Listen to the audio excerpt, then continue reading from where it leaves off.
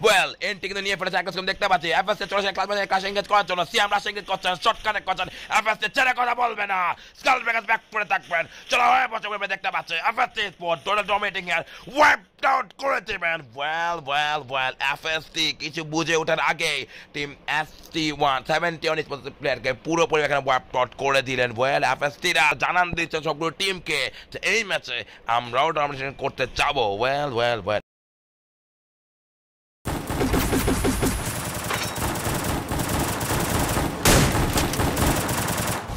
Help me!